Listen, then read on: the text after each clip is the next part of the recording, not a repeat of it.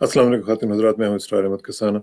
ख़ातिन हज़रात, आज हमारा हफ्तावार प्रोग्राम और उसमें आपको पता है कि पाकिस्तान में इस वक्त कितने शदीद किस्म के जनाब सियासी मामला चल रहे हैं और उनका आज हमने तजिया करना है। ख़ास तौर पे अभी आपको पता है पीपल्स पार्टी ने ये कह दिया कि वो ज़िमनी इलेक्शन लड़ेंगे, तो ये कितना बड़ा सेटबैक है पीडीएम के लिए। फिर मोहम्मद अली दुरानी साहब का पिछले दिनों में बड़ा नाम आ रहा था कि जनाब वो उनकी मुलाकातें हो रही हैं और उन्होंने पता नहीं क्या से क्या कोई डायलॉग शुरू करवा दिए हैं। फिर जनाब रेजिग्नेशंस की बात है कि रेजिग्नेशंस की क्या सिचुएशन बनेगी। स्पीकर तक दो जो रेजिग्नेशन से वो पहुंच गए, वो क्या हुआ। फिर कुछ लोगों ने ये भी कहा कि ना छेड़ मलंगानू। अब ये क्या हुआ कि ना छेड़ मलंगानू, और फिर ये भी कह दिया कि हम जीएचक्यू के ऊपर जाके धरना दे देंगे। फिर जनाब इसके साथ साथ हम देख रहे हैं कि जो आपको पता है कि जो हुआ था ये डिसइंफो लैब वाला मामला, उसके तमाम मामलात जो हैं वो उसमें सुना जा रहा है कि जो पीछे लोग थे उनमें सबसे जो बड़ा शख्स था वो हुसैन हकानी था। अब हुसैन हकानी का इतना इन्फ्लुएंस कि वो सारी चीज़ों को वो कंडक्ट कर रहे हैं। ये सब चीज़ों का ज़रा तजिया करेंगे और कोशिश करेंगे कि इनका हम रैप अप कर सकें विद इन 30 मिनट्स और आपके साथ पूरी चीज़ें शेयर कर सकें। और इस हवाले से हमारे साथ जॉइन कर रहे हैं जनाब ब्रिगेडियर फारूक हमीद साहब। ब्रिगेडियर साहब, अस्सलाम वालेकुम जी। जी वालेकुम सलाम, अस्सलाम वालेकुम। इसरार कसाना भाई sir, how are you? Pleasure always to be in your show on Saturday night. Thank you sir, thank you very much. This is Saturday night special. या sir, very kind of you, बहुत शुक्रिया। बड़ी बड़ी खुशी तो होती है आपको, आपसे बात अच्छा करके। सर, मसला ये है कि मुझे ये बताएं कि ये पीडीएम का मामला क्या चल रहा है। हम ये देख रहे हैं कि जनाब आज तो पीपल्स पार्टी ने बड़ा बॉम्बशेल छोड़ दिया। उन्होंने तो कहा था कि जनवरी में जाके अनाउंस करेंगे, तो वो तो मुराद अली शाह ने तो आज ही कह दिया कि हम तो लड़ेंगे इलेक्शन, हम किसी के लिए खाली जगह नहीं छोड़ेंगे। तो ये तो कितना बड़ा सेटबैक देख रहे हैं आप इसको पीडीएम के लिए। बिस्मिल्लाह रहमान रहीम, बहुत शुक्रिया इसरार कसाना भाई सर। बात यह है कि आपको पता है कि अगर मौलाना फजल रहमान साहब समझते हैं कि वो एक शरूड और कनिंग सियासतदान है, तो मैं समझता हूँ कि वो शायद ये भूल गए हैं कि आसिफ जरदारी साहब जो है उनसे 10 गुना हाथ जो है वो ज्यादा शरूड और कनिंग है। और बेशक वो इज नॉट वेल, लेकिन चले अज्यूम करते हैं कि वो सही कहते हैं कि इज नॉट वेल। लेकिन ये है कि Bilawal is the front man.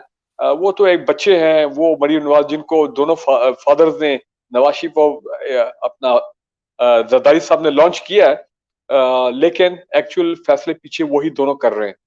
तो ये बात तो क्लियर होगी कि पीपल्स पार्टी जो है वो इस वक्त बिल्कुल मौलाना फजलुर रहमान की सोच के मुताबिक नहीं चल रही। उन्होंने इलेक्शन जो है वो बॉयकॉट नहीं करने, वो बाई इलेक्शन लड़ेंगे और वो उसके बाद सेनेट इलेक्शन भी लड़ेंगे। फेस सेविंग के लिए वो एक लॉन्ग मार्च धरने में शामिल होंगे। पता नहीं वो 8-10 दिन के लिए होगा, कोई सिंबॉलिक धरना होगा, क्या होगा। और खासकर अब जबकि उनको पता लग गया है कि जनाब मौलाना फजलुर रहमान के लोगों ने ये ऐलान कर दिया कि जनाब एक्चुअली हम ये धरना जो है जीएचक्यू के सामने और फौज के खिलाफ जो है वो हम लॉन्ग मार्च धरना करेंगे रावलपिंडी जाके। तो उसके बाद तो मेरा ख्याल है कि पीएमएलएन के जो अंदर खास जो बड़े जिम्मेदार लोग हैं, सेंसिबल लोग हैं और सिंसियर और सीनियर पॉलिटिशियंस हैं, एक तो वो भी जरा परेशान है कि जनाब ये बात सूरत हाल ठीक नहीं है। और जेयूआई के अंदर आप देखें कैसी, मैं कहता हूँ the news of the year जिसको कहते हैं, बल्कि न्यूज ऑफ द डेकेड, कि कैसे मौलाना फजल रहमान साहब की पॉलिसी, उनकी सोच और उनके जो फसादी उनका जो नजरियाती नहीं, मैं कहूंगा फसादी नैरेटिव है, कैसे उसके खिलाफ उनके 4 टॉप लीडर्स ने बगावत की। और अब दिसंबर 29 को वो तमाम 4 मुनरबल अपना ऑनरेबल मौलाना साहब है, इस्लामाबाद में उनकी मुलाकात हो रही है और वो अगला नए लाइम करेंगे। मैं समझता हूँ कि और लाइक माइंडेड लोग जो हैं जेयूआई में, सीनियर और मिडिल टियर जो लीडरशिप है, वो भी आप देखेंगे कि वो डिस्टेंस कर लेंगे मौलाना फजल रहमान के। इन्होंने एक्चुअली बड़ा एक गलत और जल्दी में और अहमकाना किस्म का ये बयान दे दिया गफूर हैदरी साहब ने 2 दिन पहले कि जनाब जीएचक्यू हमारा टारगेट और ब्ला ब्ला ब्ला। तो ये उल्टी जो है ना इनको लेने के देने पड़ गए बड़ी बुरी तरीके से। मुर्सी सियासत उनकी वो भी चैलेंज हो गई है। कमिंग बैक टू जरदारी साहब, बिल्कुल जरदारी साहब सेनेट इलेक्शन में लड़ेंगे। वो कभी अपनी अपने पीपल्स पार्टी की जो चंद सीटें हैं जो उन्होंने रिटेन करनी है, उनकी एक गुड मेजोरिटी है इन द सिंध असेंबली, तो जारी बात है उनके काफी जितने लोग रिटायर होंगे उतने लोग दोबारा आ जाएंगे अपना सेनेट में, तो उनकी प्रेजेंस रहेगी, तो लिहाजा वो कभी छोड़ने वाले नहीं है।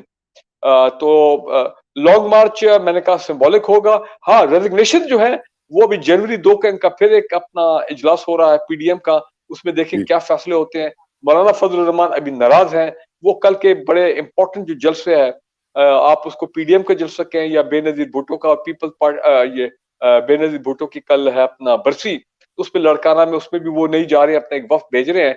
तो कुछ मामला लग रहा है कि कोल्ड वॉर जो है वो शुरू हो गई है लेकिन बिटवीन द। लेकिन मुझे ये बताइए ना कि ये जो बात उन्होंने की है खास तौर पे ना छेड़ मलंगानू वाली, ये ये क्यों की है? मुझे समझ नहीं आई कि ये इतना डायरेक्ट अटैक और फिर जीएचक्यू का नाम लेके मौलाना गफूर हैदरी साहब ने ये अटैक किया है, यहाँ तक नौबत क्यों पहुंच गई है?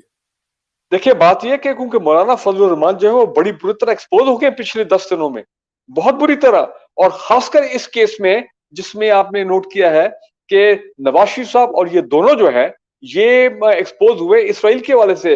बिलीव मी, मैं आपको ये कहता हूं कि मैं अपने आप को समझता हूं कि मैं कोशिश करता हूं मैं बड़ा इन्फॉर्म्ड रहूं, लेकिन I was totally taken aback. Pakistan की आवाम टोटली टेकन अबैक, सरप्राइज, उनको एक शॉक में है। अच्छा, नवाज शरीफ साहब पे 2 मरतबा वफ्द भेजे इसराइल अपना वो ताल्लुकात को एक्सप्लोर करने के लिए, और जेयूआई के मौलाना कादरी साहब आ गए एक दो चैनल्स के ऊपर, उन्होंने सारा बता दिया, अपनी तस्वीरें भी अपलोड कर दी कि जनाब बिल्कुल मैं गया था। तो आपके ख्याल में मौलाना फजल रहमान की इजाजत के बगैर वो गए थे? सवाल ही पैदा नहीं होता। फजल रहमान साहब दैट टोटली ऑन बोर्ड। कहने का मतलब ये है फजल रहमान साहब इसमें भी बड़ी पूरी तरह एक्सपोज हो गए। कहा वो इमरान खान को कहते थे, और मैं बड़ी एक न्यूट्रल तरीके से बात कर रहा हूँ कि वाकई वो इमरान खान को कितने सालों से हिट करते, यहूदी है, यहूदी का एजेंट है और ब्ला ब्ला ब्ला। लेकिन ये तो मामला कुछ और ही लगा है। इतनी ज्यादा हिपोक्रेसी, मुनाफिकत और सच अ हाई स्टैंडर्ड। इसरार कसाना भाई, लोग इस वक्त सर पकड़ के बैठ के, and with in the JUI लोग इतने, एक दो लोगों से मेरी बात हुई है, पीपल आर वेरी डिमोरलाइज। वो मदरसा के बच्चे कह रहे हैं अपनी अरबों खरबों की जायदादें आपने बना ली, आप इसराइल के एजेंट तो आप निकले, आपके खुफिया कॉन्टेक्ट थे इसराइल के साथ, और आप हमें इस्तेमाल कर रहे हैं। आप हमें यहाँ पे ये इमरान खान का लारा देके कि उसकी गवर्नमेंट को गिराएंगे। एक्चुअली आप तो अपने जो जराइम है और अपने खासकर ये करप्शन के हवाले से, जायदाद के हवाले से, उनको आप कवर कर रहे हैं। तो लिहाजा ये एक बड़ी एक अजीब सी सूरत हाल पैदा हो गई है इन द जेयूआई। और मैं समझता हूँ कि ये मौलाना तो फजलुर रहमान जो है, क्या जिसको ये आप कहते हैं समझते हैं कि इज वो सीरियस उसका ट्रबल। रिएक्शन है? वीर साहब, क्या ये रिएक्शन है नैब के नोटिस का या कुछ और है? देखिए जी, नैब का नोटिस का रिएक्शन ही मैं समझता हूँ, जो उनकी उनकी उनको शर्मिंदगी और हजीमत उठानी पड़ी है पाकिस्तान के अवाम के सामने, कि इतनी जायदादें उन्होंने बनाई, हर सिविल हर मिलिट्री गवर्नमेंट के साथ वो फायदे लेते रहे हैं, अपने एसेट्स बनाते रहे हैं। उनके जो बेनामीदार है या जो उनके फ्रंट मैन, उनको नैब ने पकड़ लिया है। और कल वो 24 दिसंबर को उन्होंने नैब के सामने पेश होना था, वो नैब के सामने पेश नहीं हुए। तो मैं कहने का मतलब ये है कि मौलाना, अगर इस वक्त सबसे बड़ी को पीडीएम की कैजुअलिटी हुई है, जिसको मैं कहता हूँ ना मेजर कैजुअलिटी, अगर कोई पीडीएम में हुई है, और वो तो मौलाना फजल रहमान है, वो तो देखे ना अजीब सी सूरत हाल होगी कि वो निकले अपना इमरान खान की गवर्नमेंट को गिराने, उनके लोग जो है वो मौलाना फजल रहमान को गिराने के चक्कर में है। तो एक बगावत होगी which is never happened before in the JUI. तो मैं समझता हूँ कि अब इसका इफेक्ट होगा, आप देखेंगे लॉन्ग मार्च में। इसका मतलब ये है कि जो पहले वो दावे करते थे कि मैं इतने लाख अपने कारिंदे, अपने बंदे जो है और मदरसा के स्टूडेंट लेके आऊंगा, मेरा नहीं ख्याल है कि इस जो उनको उनकी जो बदनामी हुई है, और उनको जो उनकी जो साख को, जो एक उनकी शोहरत को जो एक इतना सेटबैक मिला है, मैं नहीं समझता हूँ कि अब लोग जो जेयूआई के जो है वो बड़ी तादाद में बाहर निकलेंगे। ये मैं आपको बता दूं, लेकिन पीएमएलएन लेकिन में आपने देखा। लोगों का भी तो देखें ना, लोग भी जो हैं, अब मौलाना अजमल कादरी साहब जो हैं वो खुद बता रहे हैं, यासिर अरफात साहब के साथ उनकी तस्वीर सामने आ गई हैं, वो किस तरह गए वहां पे, क्या क्या हुआ। अब लोग जो हैं वो इसको बिल्कुल ऐसा सच उस तरह इशू नहीं बना रहे हैं कि जी जिस तरह आप लोग तो हमेशा इमरान खान के ऊपर ही इस तरह के इल्जाम लगाते थे कि जी ये यहूदी एजेंट है, ये है, वो है, और इसकी ये यहूदियों का दामाद है। तो अब आपके खुद एक्सपोज हो रहे हैं, और जाहिर है पीएमएलएन गवर्नमेंट जो है खुद जो उस वक्त की थी वो एक्सपोज हो रही है। तो लोग रिएक्ट क्यों नहीं कर रहे हैं उस तरह? देखें जी, लोग जो हैं वो, आप सोशल देखें लोगों का रिएक्शन तो आपको सोशल मीडिया पे एक नजर आएगा, वो तो बड़ा सवियर सिवियर लोगों को रिएक्शन है, वहां पे बहुत लान-तान हो रही है वहां पे। और देखिए मरीम नवाज बिल्कुल चुप है, वो इस पे कोई बात ही नहीं कोई नहीं, क्योंकि वो भी ज़ाहिर बात है उनके लिए बड़ी बदनामी है। देखिए जनरल मुशर्रफ जो है ना, उनके भी दौर में रवाबित हुए थे इसराइल के साथ, खुर्शीद कसूरी साहब, लेकिन वो पब्लिक नॉलेज है, कोई चीज छुपाई नहीं गई है। यहाँ प्रॉब्लम ये हुआ है, जो इनके लिए जो सेटबैक है, कि इन्होंने ये चीज पाकिस्तानी अवाम से छुपाई है, और वो चीज निकल आई। वो नूर ढारी साहब जो इसराइली एजेंट है, थिंक टैंक है, जो भी आप उनको कहें, उन्होंने आखिर नाम लेके सारा एक्सपोज कर दिया। और अब इसराइल ने भी सरकारी तौर पे उन लोगों ने कहा, हाँ जी हम ये बात कंफर्म करते हैं कि प्राइम मिनिस्टर इमरान खान जो है वो इसराइल को रिकग्नाइज, पाकिस्तान की रिकग्निशन के कोई चीज सामने नजर नहीं आ रही। हाँ, एक और बड़ा मुसलमान मुल्क है एशिया का, और मेरा ख्याल है उनका जो इंडिकेशन है वो हिंट दे रहे हैं इंडोनेशिया की तरफ। वो बात गर्म हो रही है कि इंडोनेशिया गालिबन वो तैयारी कर रहा है वैसे अपना वैसे इसराइल वैसे को बाय द रिकग्नाइज। वे इंडोनेशिया और मलेशिया दोनों ने कह दिया जी कि हम नहीं करेंगे जब तक कि फलस्तीन का मसला हल नहीं होता। कुछ लोग बस वैसे फिर वो भी बांग्लादेश फिर की तरफ भी इशारा कर रहे हैं। जी बांग्लादेश चले, एक वो भी हो सकता है पॉसिबिलिटी, ऑल्दो वेरी सरप्राइजिंग, लेकिन क्योंकि इंडिया के बड़े वहां पे असर रसूख है बांग्लादेश पे, तो लिहाजा वो चले। मैं मानता हूँ कि अगर वो हो जाता है, बांग्लादेश करती है, तो I will not be surprise, क्योंकि हसीना वालिज का वही झुकाव जो है बांग्लादेश अपना इंडिया की तरफ है, वो इंडिया तो की इट इज नाउ तरफ। नोन। लेकिन मैं जो बात ये कहना चाह रहा हूँ कि मुझे तो लग रहा है कि असूलन अब इनको पीडीएम को, मौलाना फजल रहमान को जो जिस तरह की सूरत हाल बन गई है, एक क्रेडिबिलिटी की, बिल्कुल क्रेडिबिलिटी क्या, मतलब जीरो क्रेडिबिलिटी की सूरत हाल होगी, उनको पीडीएम की लीडरशिप से उनको रिमूव कर देना चाहिए। और उसमें कोई और अगर वाकई इस मूवमेंट को डेमोक्रेटिक मूवमेंट में वो कन्वर्ट करना चाहते हैं, जेन्युइन, जिसमें वो कह रहे हैं कि अब तो हम, राणा सनाउल्लाह साहब के, ठीक है वो रेजिग्नेशन लॉन्ग मार्च वो तो उसके बाद भी हो सकता है, सेनेट के इलेक्शन के बाद मार्च के महीने में। तो ये तो मामला मुझे बिल्कुल नो गो अच्छा, फिजल आउट होता हुआ नजर ये आ जो रहा है। सिचुएशन आप बता रहे हैं इसमें बड़ी ही फ्लूइड सिचुएशन है, और इसी में एक आदमी की एंट्री हुई है और वो है मोहम्मद अली दुरानी साहब। क्या मोहम्मद अली दुरानी साहब की जो मुलाकात हुई है शहबाज शरीफ के साथ, उसमें हमें should we read too much into it और शुड वी नॉट, मतलब हमें किस तरह उसको ट्रीट करना चाहिए? मेरा ख्याल है कि लोग इसलिए थोड़ा बहुत इसको इसमें रीड इसलिए कर रहे हैं कि जी जो दुरानी साहब हैं वो जनरल मुशर्रफ के दौर में, अगर आपको याद है, मिनिस्टर वज़ीर ऑफ इत्तलात होते इंफॉर्मेशन हुआ करते थे, वजीर इत्तलात होते थे। और उनका भी उनको भी इतना क्रेडिबल उस जमाने में नहीं लिया जाता। तो ऑल्दो एक दो दफा मैं दुरानी साहब को मिला, वो एक बड़े नहायत ही के ऑनरेबल शख्सियत है, इसमें कोई शक नहीं है। और एक बड़े अच्छे सीनियर हैं। सियासतदान है, कभी हमने नफीस उनके बारे आदमी। में कोई गलत बात नहीं सुनी है। लेकिन इंपॉर्टेंट ये है कि देखिए वो जीडीए को रिप्रेजेंट कर रहे हैं। अब ये भी बात सही है कि जीडीए जो है, जो अपना पीर पगाड़ा साहब, बाय ट्रेडिशन पीर पगाड़ा साहब को हमेशा कहा जाता है कि वो जीएचक्यू के आदमी है। खासकर जो जो पहले पीर पगाड़ा, लेट पीर पगाड़ा साहब थे, उनके वो तो खुद कहते थे मैं जीएचक्यू का आदमी हूँ। तो लोगों के ज़हन में कि शायद इस मिलिट्री एस्टैब्लिशमेंट ने दुरानी साहब को लॉन्च किया है। हालांकि मैं समझता हूं ऐसी बात नहीं है। जीडीए जो है वो अपना ठीक है, इत्तेहादी है प्राइम मिनिस्टर इमरान खान का, लेकिन ये मेरे ख्याल उनका अपनी, देखें ना एस्टैब्लिशमेंट क्यों लॉन्च करे दुरानी साहब को to meet Shahbaz Sharif. Establishment के तो माजी में थ्रोट कितनी दहाइयों से शहबाज शरीफ के साथ बड़े डायरेक्ट कांटेक्ट है। तो अगर ऐसा रब्ता करना है तो एस्टैब्लिशमेंट के पास अपने बड़े जराए होते हैं कि वो जेल में जाके शहबाज शरीफ साहब से खुफिया मुलाकात हो। तो वाई थ्रू दुरानी? तो मुझे वो बात लॉजिकल नहीं लगती। दूसरे ये है कि दुरानी साहब has been out of picture for a very long time. वो एक टीवी चैनल पे उनका पिछले साल तक एक वो आता था प्रोग्राम वन ऑन वन, लेकिन वो भी अब खत्म हो गया। तो मेरा ख्याल है दुरानी साहब जो है भावलपुर मूवमेंट में इन्वॉल्व थे, अब थोड़ी अपनी तो आप रेलेवेंस ये कह शो रहे हैं कि वो करने के लिए। पॉलिटिकल रेलेवेंस ढूंढ रहे हैं अपनी?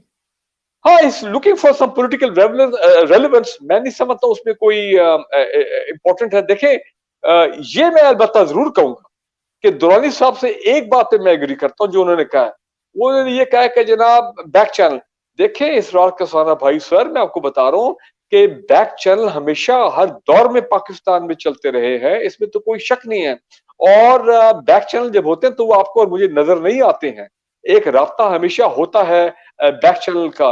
इंटरनेशनल लेवल पे भी बैक चैनल चलता रहता है अपना, बड़े इदारों के दरमियान, हुकूमतों के दरमियान, और इस तरह with in the Pakistani domestic मामलात, सियासत और इदारों में एक बैक चैनल चलता रहता है। तो तो क्या ये बैक चैनल, वो ये जो बैक चैनल का आप बात कर रहे हैं, क्या उसी का ये शाखसाना है कि शाहिद खाकान अब्बासी साहब को भी जाने की इजाजत दी गई है और जाहिर है वो अब जाके मुस्लिम लोगों से मुलाकातें करेंगे?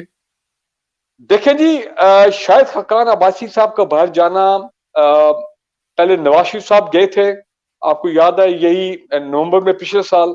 आप खाकान अब्बासी साहब ठीक है, एक दफा पहले जब वो प्राइम मिनिस्टर थे तो एक प्राइवेट दौरे पे गए थे, अगर आपको याद है, अमेरिका गए थे, और जिसमें उनकी मशहूर तस्वीर है कि काफी वो गालिबन उनकी पतलून जो है वो भी वहां पे उनको कपड़े भी ऊपरवाली की। उतरवाए थे उनके इमिग्रेशन कस्टम वालों ने जब वो अमेरिका उतरे।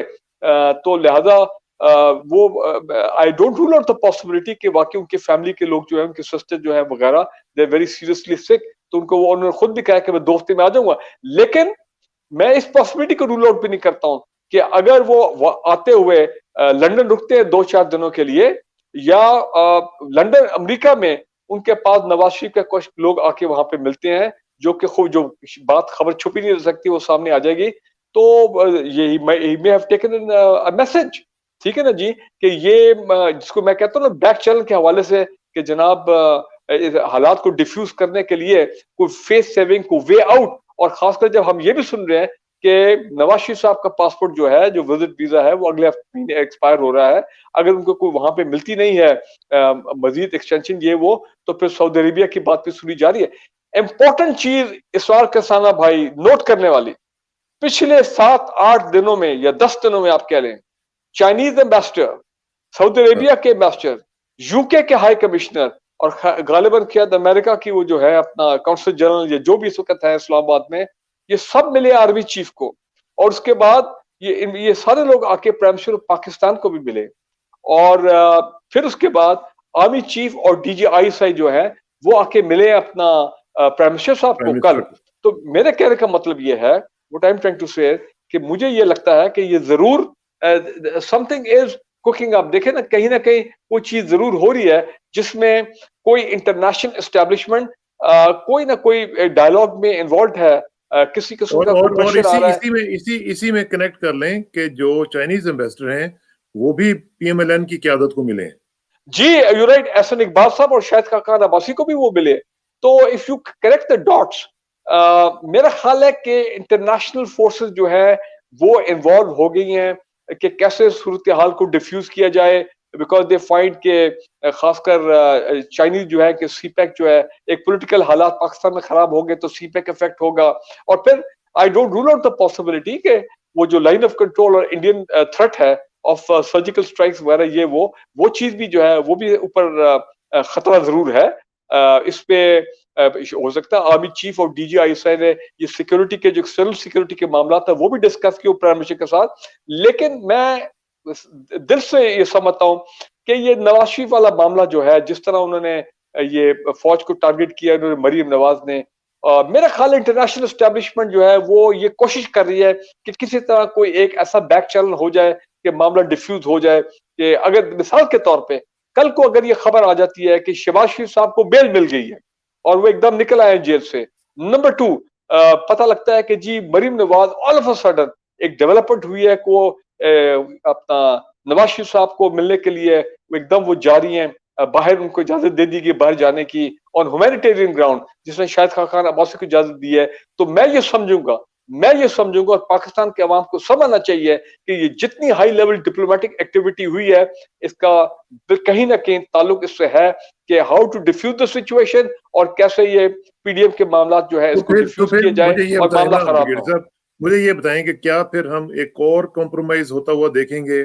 क्या फिर हम एक बार फिर अपनी मुल्क को, अपनी कौम को एक दफा फिर डिच करेंगे और इन इन क्रिमिनल्स को फिर हम इनको आजादी की तरफ ले जाएंगे और कहेंगे जी कि आपने जो कुछ भी किया आपको हम माफ करते हैं and everything is fine and hunky and dory, चलें। देखिए जी, मैंने अभी थोड़ी देर पहले ट्वीट किया है जिसमें वो तस्वीर दिखाई गई है, Saudi ambassador sitting with the prime minister, और प्राइम मिनिस्टर एक जेस्चर कर रहे हैं जिसको लोगों ने कहा कि वो उनको कह रहे हैं कि मैं नहीं मानता हूँ, इस तरह का एक वो एनिमेशन क्रिएट की गई है।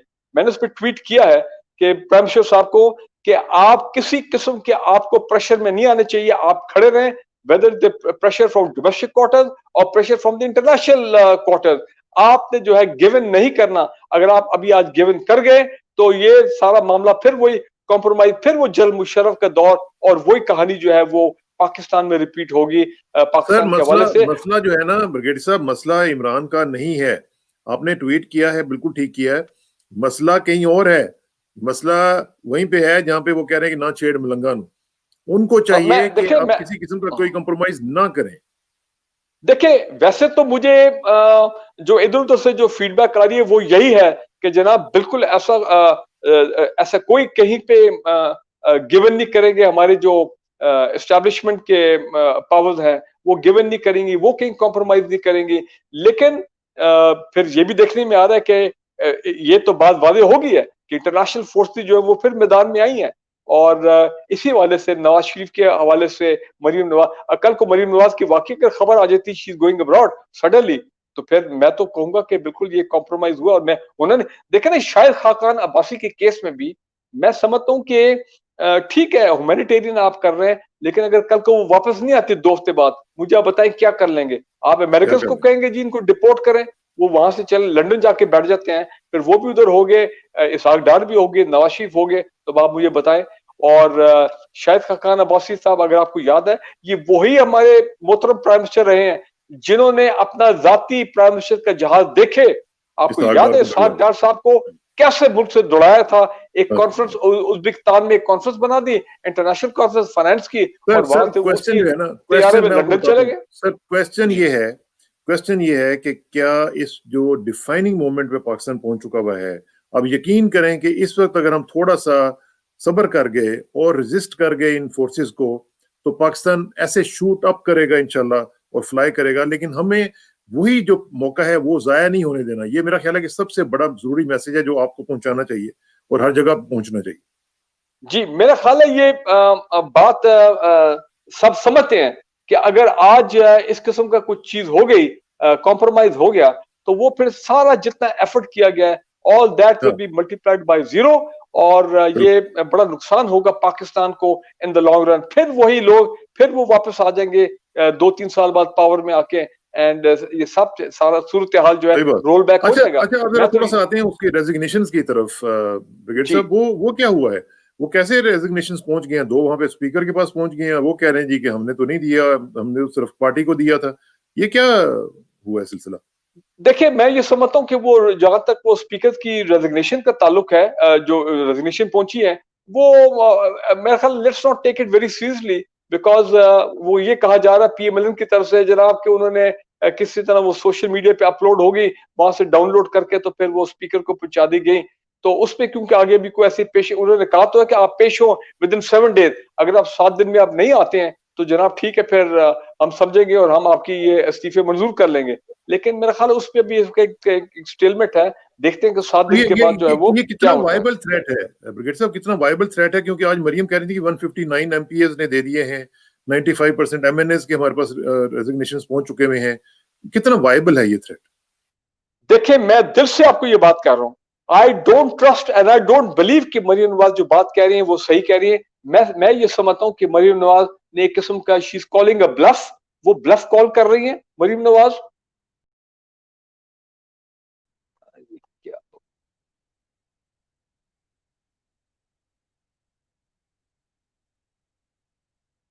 जी, मैं समझता हूँ कि मरीम नवाज जो है वो बिल्कुल ब्लफ कॉल कर रही है, क्योंकि मादी में भी उन्होंने बहुत कुछ कहा जो कि जिसको कहते हैं ना गलत बयानी करना। तो आई डोंट थिंक ये एक किस्म का वही वही बात है कि मामला को चलाने का। मेरा नहीं ख्याल है कि वो 85-92% जो है वो कहते हैं सीफी मेरे पास आगे है।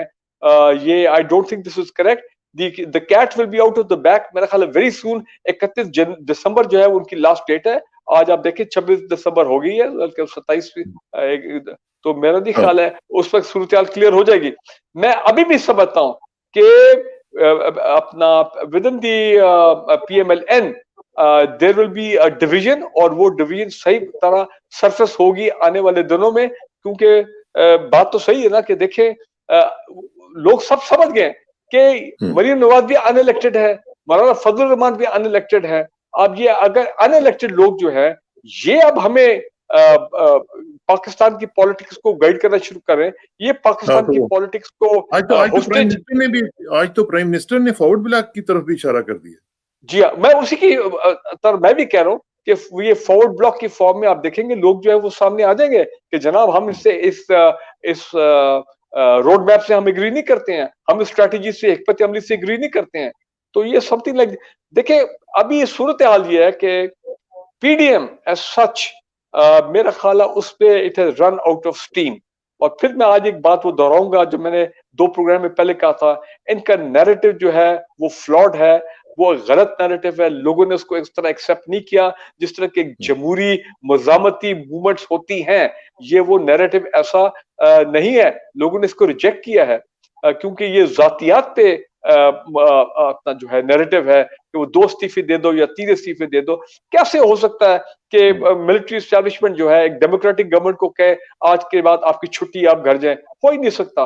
कैसे हो सकता है कि आर्मी चीफ और डीजी आईएसआई जो है, जो आपके आइन के मुताबिक और मतलब जो इदारों के अपने रिस्पेक्टिव इदारों के वो हेड है कि वो अपने रिजाइन कर दे, इस तरह होता नहीं है। बनाना रिपब्लिक्स में होता है।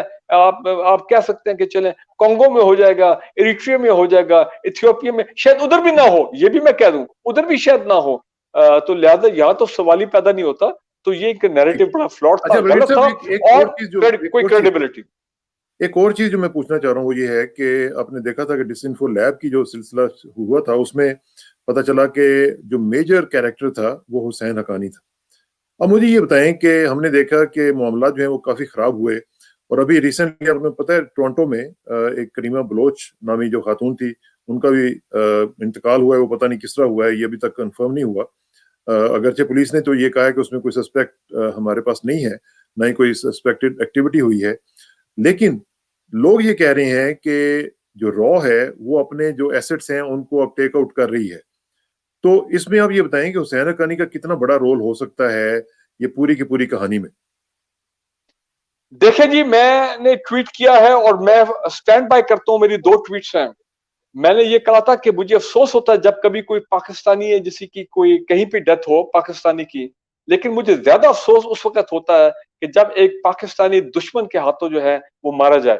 मेरी अपनी सोच और मेरा अपना एनालिसिस ये है कि उनका नाम, करीमा बलोच का नाम, वो जो डिसइंफो लैब वाली जो पूरी रिपोर्ट है उसमें भी उनका जिक्र है, और डिसइंफो लैब में पूरा रॉ और ये तमाम पूरा नेटवर्क जो है बड़ी बुरी तरह एक्सपोज हुआ इंटरनेशनल लेवल।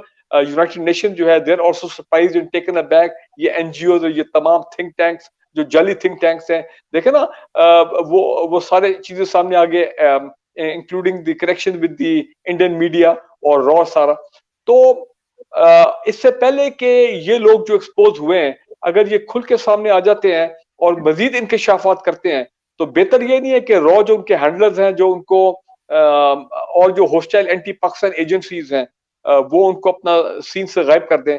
तो ये मेरा ख्याल है कि this is a very tragic way to die, you dying on foreign soil, और आपको मारने वाले वो लोग हैं जो जो आपको एक्सप्लॉइट किए हैं आपके अपने मुल्क के खिलाफ। हुसैन हक्कानी की आपने बात की, मैं ये समझता हूँ कि पाकिस्तान की बड़ी बदनसीबी है और very unfortunate for this country.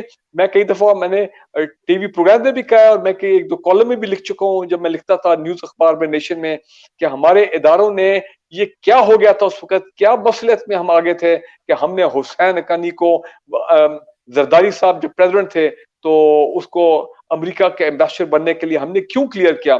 ठीक है, वो श्रीलंका भी पहले एम्बेसडर रह चुके हुसैन हक्कानी, लेकिन हुसैन हक्कानी ने जनाब वहां पे जाके एक शेडी कैरेक्टर, आपको पता है कि लॉयल्टीज चेंज करने वाले आदमी, पार्टियां चेंज करने वाले आदमी, उन्होंने एम्बेसडर टू यूएसए $8 मिलियन को उनके ऊपर वो गबन का भी है, वो जो सीक्रेट फंड होते हैं कि उसमें खर्चा किया गया। और फिर मेमोगेट कमीशन क्लियर ही हो गया, सुप्रीम कोर्ट ने कहा ही हैज यूज्ड लफ्ज है, अल्फाज, मेमोगेट कमीशन की report, he has shown disloyalty to the state of Pakistan, और as ambassador he was not the ambassador of Pakistan, बल्कि वो किसी और के सफीर थे वहां पे।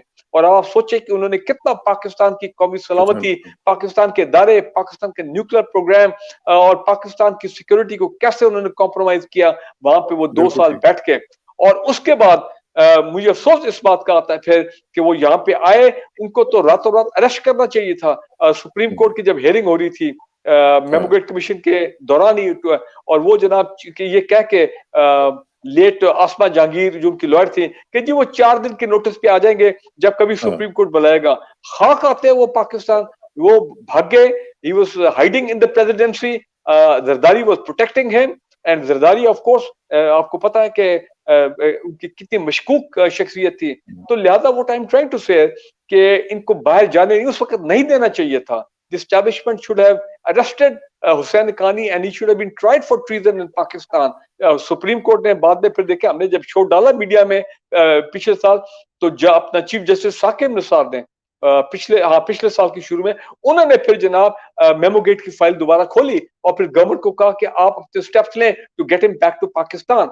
मोहतरम retired late justice Zahid Bukhari साहब के साथ मैं एक टेलीविजन प्रोग्राम में पिछले साल था, उन्होंने मुझे कहा, ब्रेक में हम बात कर रहे थे, उन्होंने कहा मैं अपना हुसैन हक्कानी का लॉयर हूं, उस वक्त केस इनका दोबारा ओपन होता। कहने लगे ब्रिगेडियर साहब मैं आपको बता रहा हूं कि जो लोग हुसैन हक्कानी को पाकिस्तान से फरार होके निकाल के ले गए थे, एक दिन वही लोग, मतलब उनका इशारा जो था अमेरिका की मिलिट्री जो खुफिया एस्टेब्लिशमेंट है, कि वही एक दिन हुसैन हक्कानी को खुद वापस लाके ड्रॉप करेंगे इस्लामाबाद में। खैर वो पता नहीं कब होता है, लेकिन हुसैन हक्कानी ने कोई कसर नहीं छोड़ी पिछले 5 साल में पाकिस्तान के खिलाफ, पाकिस्तान की सालमियत के खिलाफ, ये तमाम चीजें।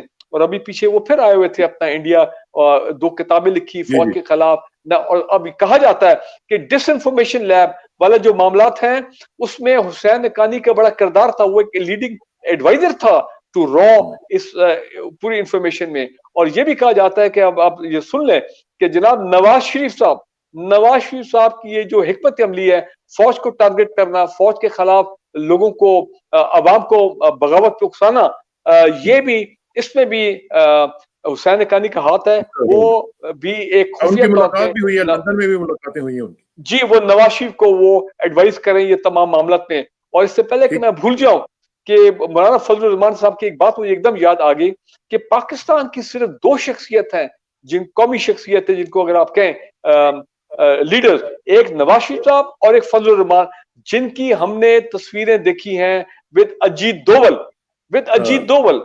और मेरा ख्याल है हुसैन हक्कानी तो खैर वो तो पेड एजेंट था अजीत दोवल का, लेकिन उनकी तो पब्लिक तस्वीरें आई हैं।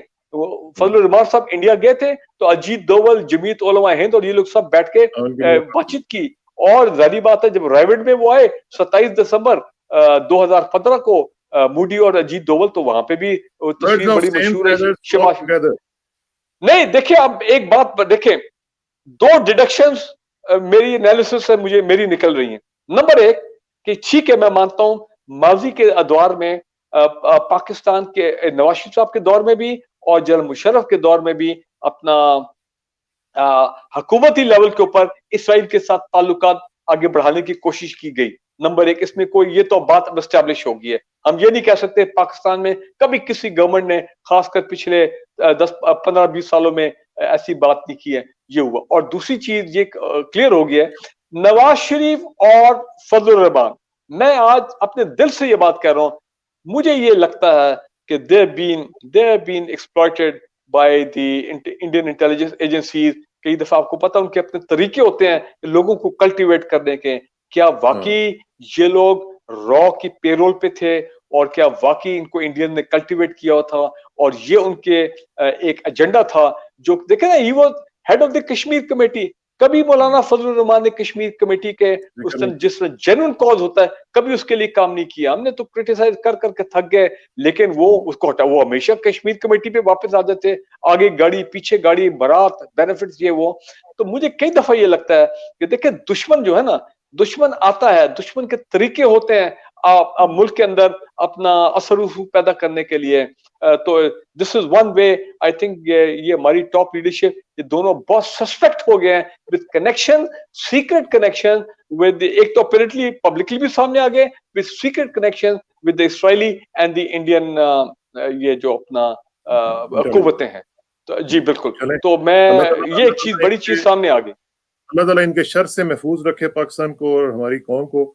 और जो गद्दार हैं, जो किसी भी दुश्मन मुल्क के साथ मिले हुए हैं, कोई भी हो, उसमें जो भी है, हम उनको कंडेम करेंगे और करते रहेंगे इंशाल्लाह। आपका बहुत शुक्रिया ब्रिगेडियर साहब। आखिर में आपसे इंशाल्लाह रब्ता भी रहेगा और नेक्स्ट वीक जब हम आएंगे तो हम इंशाल्लाह मजीद जो इस तरह के जो टॉपिक्स हैं, कुछ 1-2 इंटरनेशनल टॉपिक्स पे भी बात करेंगे और इंशाल्लाह आपका जो उस पर तज्जिया होगा वो भी शेयर करने की कोशिश करेंगे। बहुत शुक्रिया। आखिर में दुआ की मेरी इज्जत की, बहुत शुक्रिया एसार भाई, अस्सलाम वालेकुम, गॉड ब्लेस यू। मेरे फख्र के लिए काफी है कि तू ही मेरा परवरदिगार है। तो बिल्कुल उसी तरह जिस तरह मैं चाहता हूँ, मुझे भी उसी तरह बना दे जिस तरह तू चाहता है। स्पुरदम बतोमाए खेशरा उदानी हिसाब कम बेशरा। मुझे इसराक साना को ब्रिगेडियर फारूक हमीद साहब के साथ इजाजत दीजिए। जल्दी मुलाकात होगी इंशाल्लाह। अल्लाह हाफिज। अल्लाह